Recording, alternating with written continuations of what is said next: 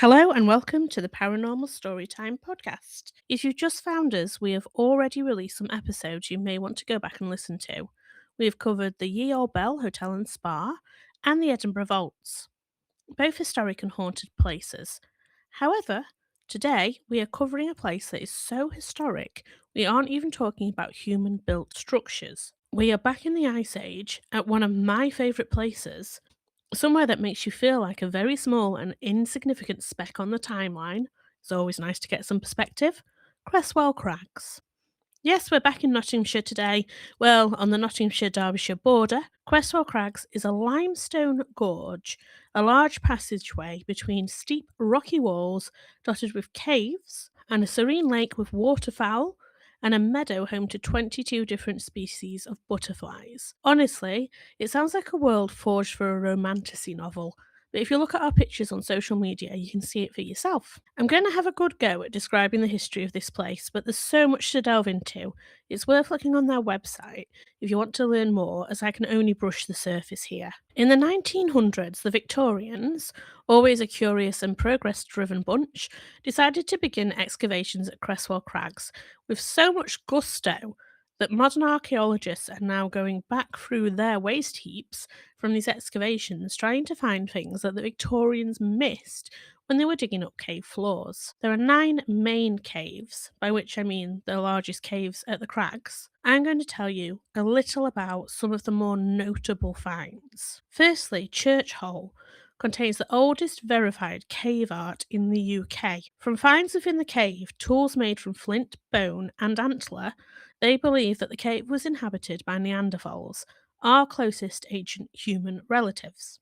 According to Professor Chris Stringer, most of us share around 2% of our DNA with Neanderthals, as their timeline of existence overlaps that of modern humans. The tools at the caves have also been linked to modern humans thought to have lived there during the last ice age. A finding from the Pinhole Cave sounds like a horror movie waiting to happen. The Pinhole Man. However, it's actually a carved bone, which is around 12,500 years old and depicts a figure standing on 2 legs. It's not known if this is a man or a beast, but it is an early example of portable art. In several of the caves, evidence of animal life was found. This included woolly rhinoceros, now extinct, but portrayed pretty much how you would expect them to look from the name. Hyenas, bears, lions, reindeer, and horses, yes, in Nottinghamshire/Derbyshire. One of the caves linked to the paranormal stories today is Robin Hood Cave. A lot of places in Nottinghamshire claim a link to Robin Hood, but the Crags website injects a dose of reality, stating that while legend has it that Robin Hood used the cave as a way to evade authorities, this is likely at least somewhat exaggerated. Experts have, however, been able to show the cave was used by Neanderthals and Homo sapiens for shelter from the tools and engraved bone that have been found there. Now to the paranormal. This is going to be a bit different today, as while we have a couple of short ghost stories, we're also looking at superstition surrounding witches. Robin Hood Cave was once thought to have been graffitied with unknown marks scored into the stone prior to the caves being barred in order to protect the historical significance within. However, in 2018, these were recognised as protective symbols or witches' marks by 2 members of the Subterranea Britannica group. These marks can be seen in a wide array of historic places, often stately homes, etched near openings such as fireplaces. From the name, you would be forgiven for thinking that these marks were made by witches. However, these marks were made by inhabitants or workers who wanted to keep evil away from their buildings, meaning it was to deter demons, witches, remember, different attitude back then, and other entities believed to be harmful at the time. The alternative name for them, apotropaic markings, is linked to a Greek word meaning to turn away. Thought to be from the 17th to 19th centuries, some of the most common markings in the cave look like a pair of V's, symbolising potentially Virgin of Virgins or Mary. Also, PM for Pace Maria, and the letter I to represent Jesus. Other of the more geometric marks, such as the boxes, were designed to trap or confuse entities with bad intentions. There is one particular spot in the cave which has a very high concentration of marks. This is the area around a 4-foot hole. Remember that areas in buildings such as fireplaces are normally the most marked. Well, this appears to be the cave equivalent.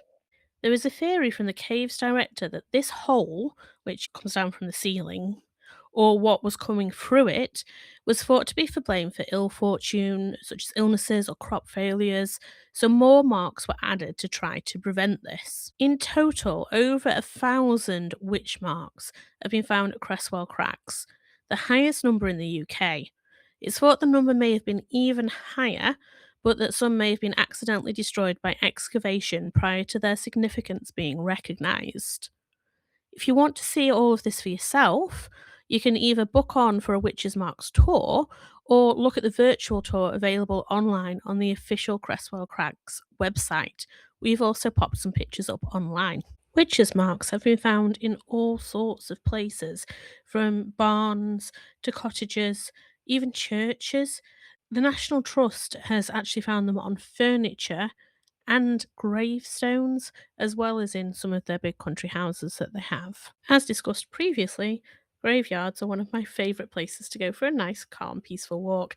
So from now on, I think I'll be looking at gravestones a little bit closer to see if I can spot any. Most of the marks are found in buildings dating around the medieval period through to the 19th century, which is a period when witchcraft was feared. There's lots of different types of witches' marks, not all of them present at Creswell Crags, so it is something that's quite interesting if you feel like reading into it a bit more. But now we're going to take a look at the ghost story that I promised you earlier. You would expect, after so much life has and continues to go on around this landmark, that there would be hauntings galore, especially given much later properties seem to amass them. But there only seems to be one legendary haunting, also linked to witchcraft.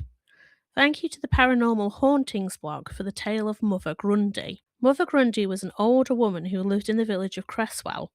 Like many, she somehow came under suspicion of witchcraft. This meant that she was no longer welcome in the village. Due to this, she did what eons of people have done and sought shelter in a cave at the crags. Now, Mother Grundy could have held a grudge after this treatment, but it appears that if she did, she was able to overcome it, as she is credited with healing a local child who had been poisoned by a plant while playing in the gorge. Could it be that Mother Grundy was accused of witchcraft due to her knowledge of plants and antidotes? Or, like many others, was it more of a case that she had something that others wanted, such as the land on which she resided? Either way, after she saved the child's life, it was decided she could return to the village. She didn't. It appears she had become fond of her cave and elected to remain there for the rest of her life. I will link the blog in the comments, as there is an interesting account of their investigation and a video of a light anomaly that they caught. The folklore surrounding Mother Grundy cannot be verified, and there is another tale linked to this cave. A woman told her husband of a dream that she had that there was treasure buried within the cave. Her husband was so convinced by this dream that he decided to excavate some of the cave. It's rumoured that the spoils of this excavation was one solitary hippopotamus tooth. He apparently did manage to find a buyer for this tooth, so possibly made some profit.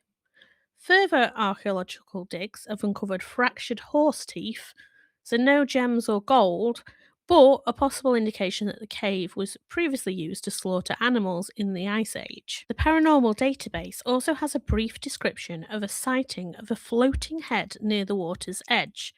The witness reported that they believe this disembodied head to belong to a witch. It's unknown when this partial apparition was seen, but that would certainly be something you're unlikely to forget. It's time to reintroduce my partner in podcasting. You came on the Witch Marks tour with me. Like most things paranormal, there's been some debate on the origin of the witches' marks.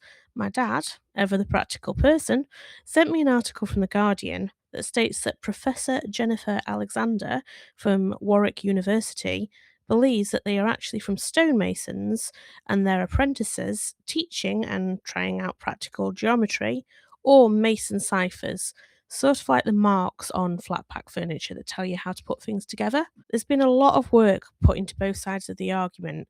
What do you think? Paranormal or practice mason's marks? I didn't know about the mason's marks. I kind of like that now. I'm going to say both because I'm awkward. Explain how both. Well, the paranormal marks are there, and then the masons were using the marks as practice Why in a cave? because that's where stone is. That's actually quite a good answer. You see, I was thinking I can understand that in things like old barns and things like that, places where masons may well be working in old houses, the ciphers would make sense.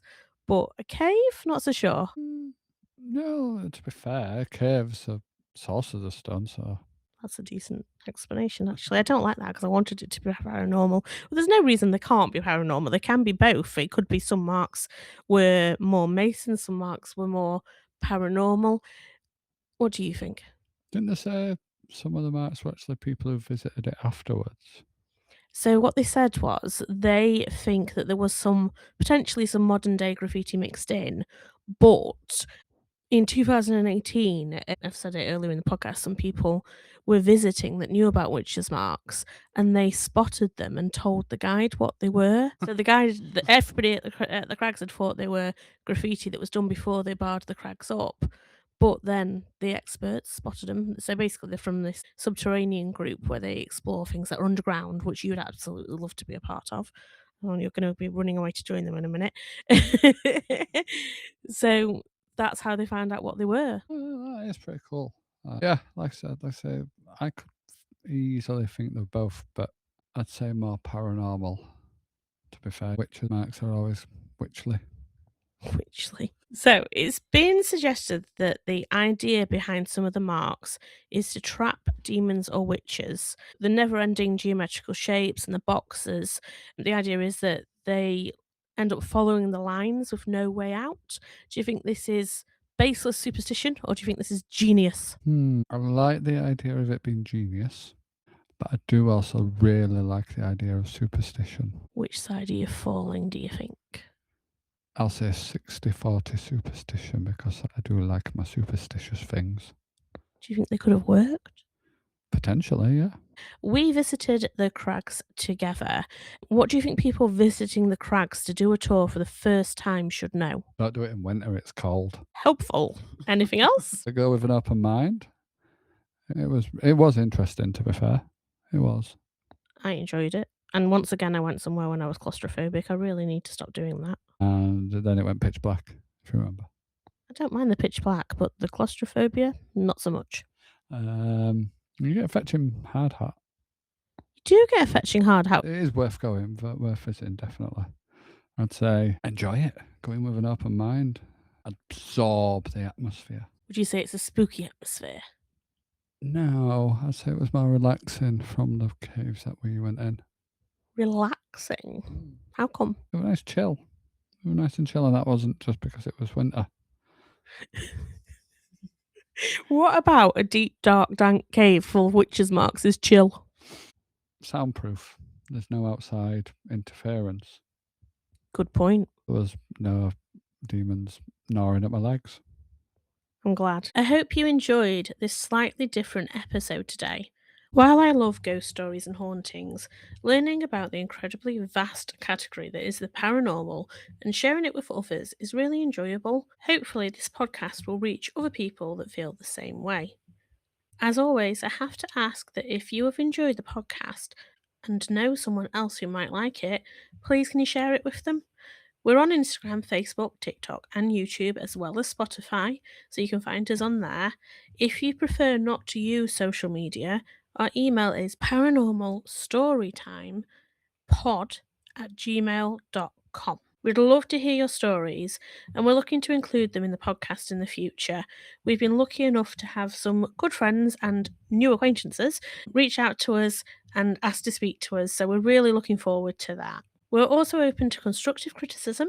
We've already implemented some of the things that you've discussed with us, so hopefully this episode you could hear his Royal Yorkshireness a little bit more clearly. We're also going to be heading out to some new locations, and we're really looking forward to meeting some of you along the way because we've had some really good support so far. We've got a couple of really good ones coming up, so keep your eye out for new episodes. Remember, every Thursday, 8 p.m., Spotify and YouTube, also on Patreon. We will eventually, hopefully, get some extra content on there and start a subscription service, but that might be a little way off yet. So thank you for listening, and we will be back soon.